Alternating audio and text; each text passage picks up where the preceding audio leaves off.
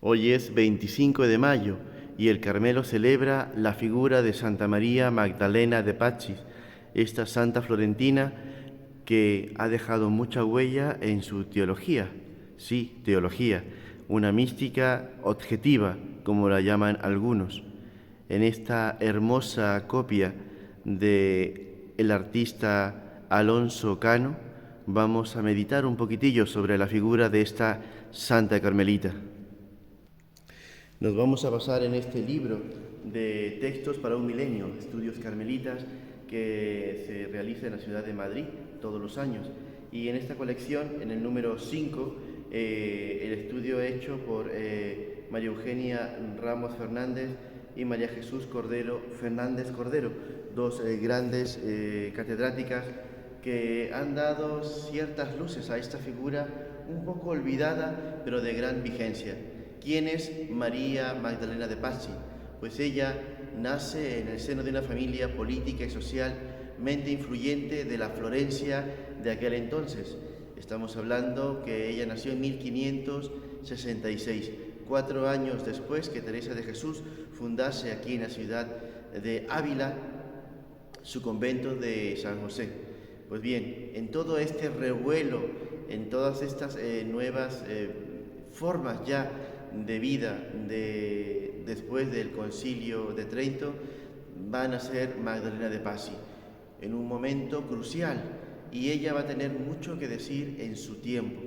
Pues bien, ella es educada por su abuela Catalina, que la va a inducir por los caminos de la vida piadosa, la Eucaristía, los sacramentos, la visita a monjas, ya que eran benefactores de muchas comunidades religiosas, pero ella se va a decantar a los 15 años por una comunidad poco conocida en su vida monástica, como eran las carmelitas de la antigua observancia, las carmelitas de Santa María de los Ángeles.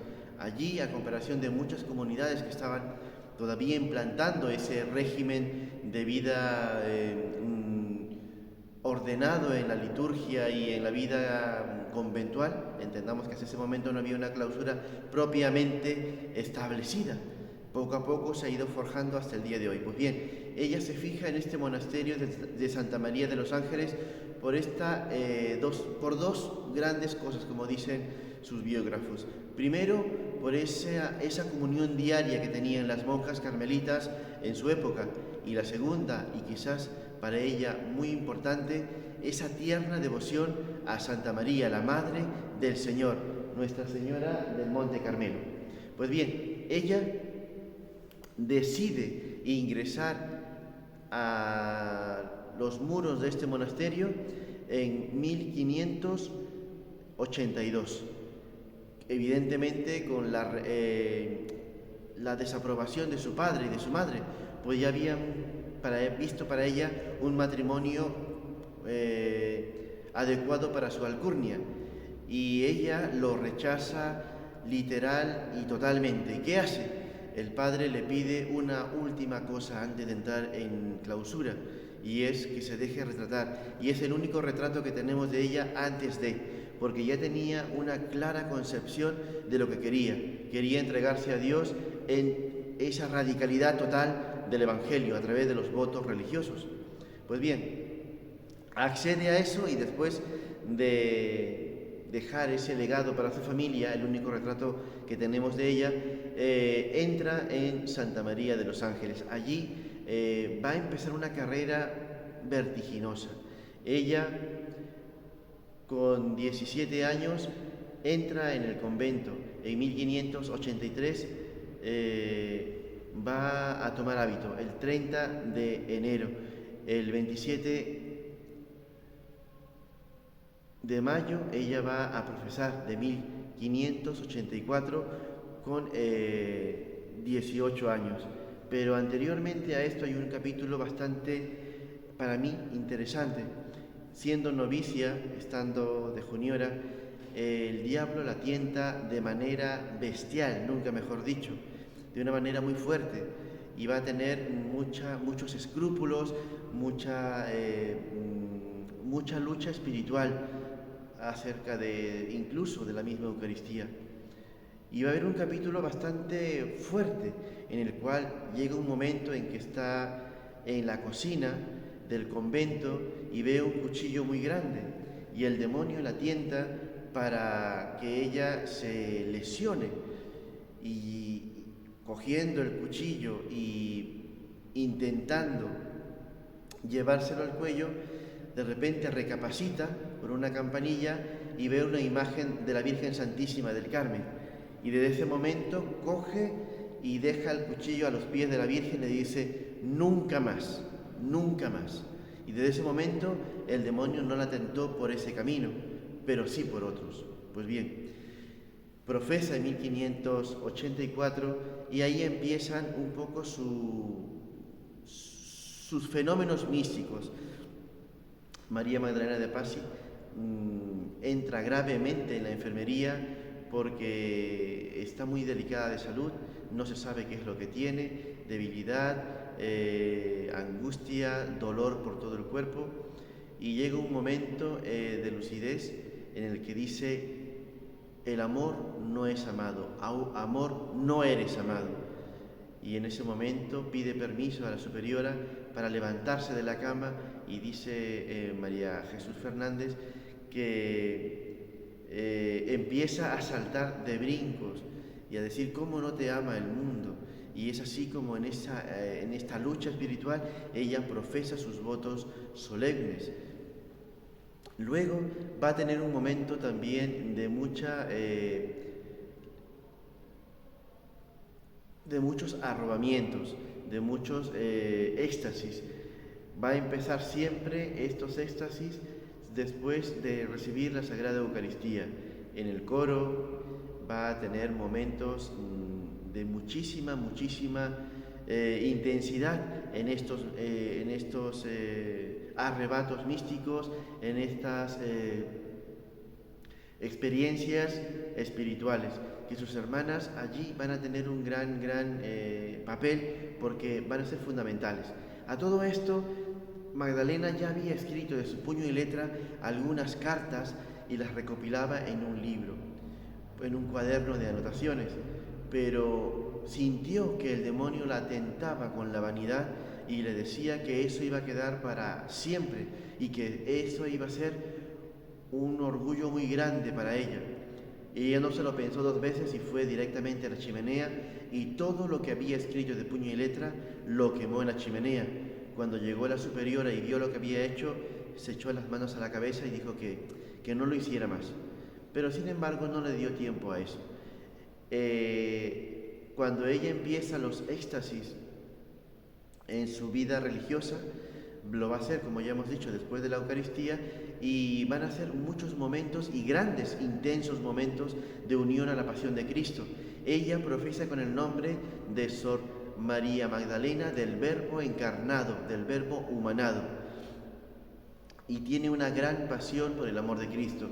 Ahí en este cuadro de Alonso Cano vemos que el Señor le regala los instrumentos de la pasión: el cilicio, las flechas, los clavos, la corona de espinas, en fin, todo lo que conlleva la pasión de Cristo.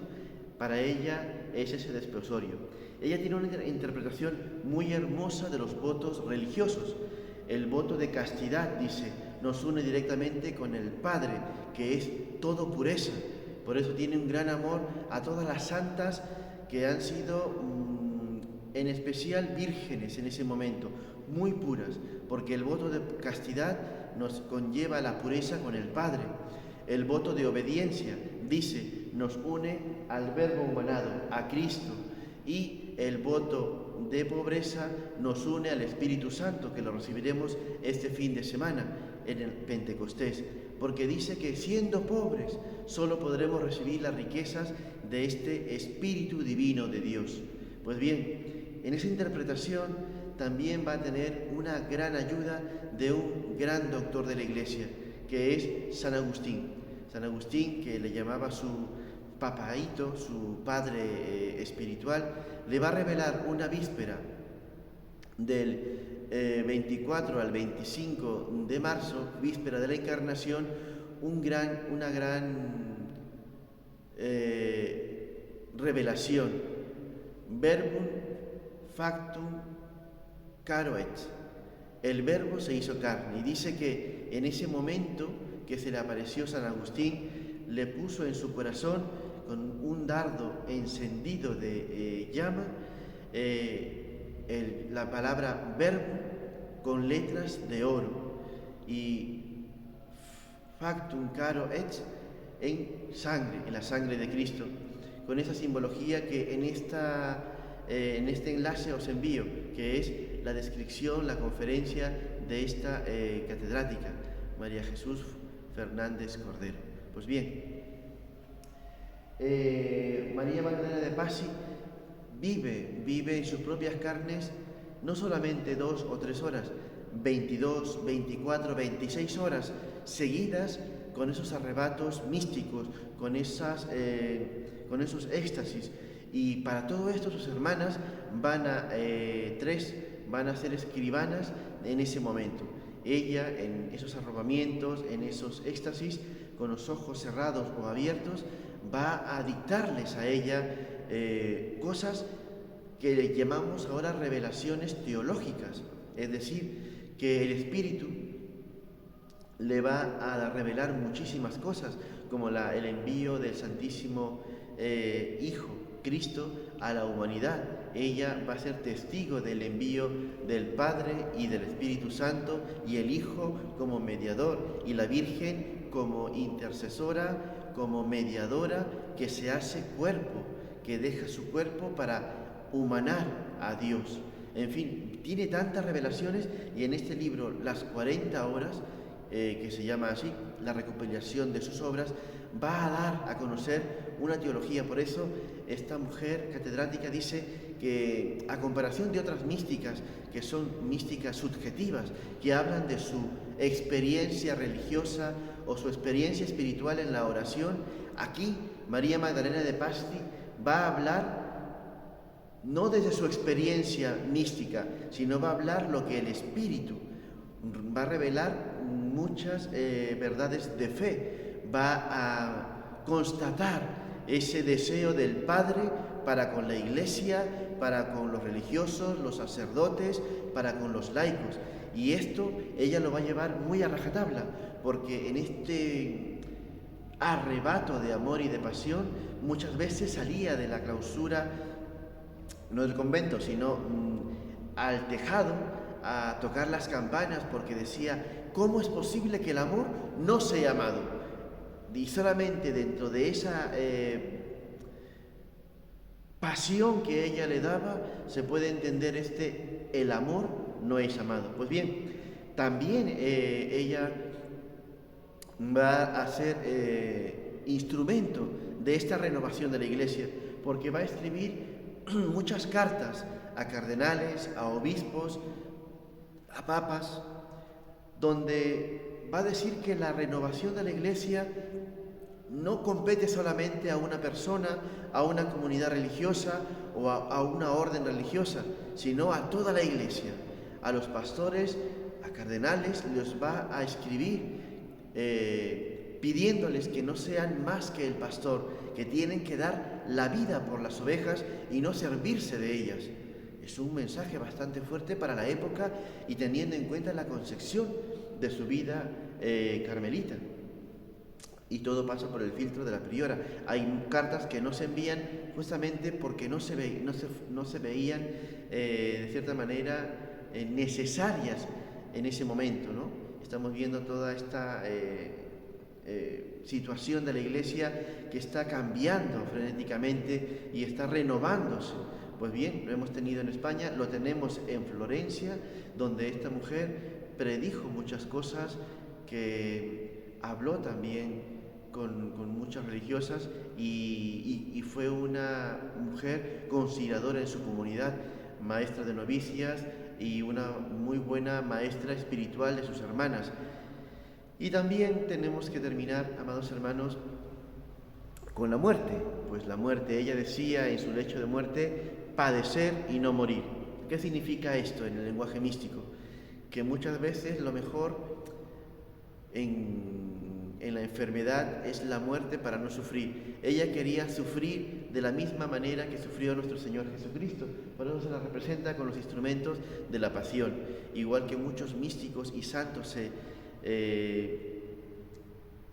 se asociaron y se identificaron con esa pasión y amaron tanto la pasión de Cristo porque Dios sufrió por nosotros. Pues bien, Santa Rosa de Lima, Santa Catalina de Siena y muchos místicos tan importantes han pasado por esta misma situación y también noches oscuras. Ella, ya llegando el tiempo de su muerte, va a dar recomendaciones a sus hermanas para que continúen esta vida religiosa con toda la autenticidad y con todo el amor necesario para honrar a Dios, no de labios para afuera, sino de labios para adentro. Y ella, de cierta manera, siguió reformando la orden desde su clausura, desde su obediencia a la orden, desde ese amor al Carmelo, y dejó un gran legado que ha ido un poco quedando rezagado porque no han habido muchos traductores sobre esto. Para hacer este libro,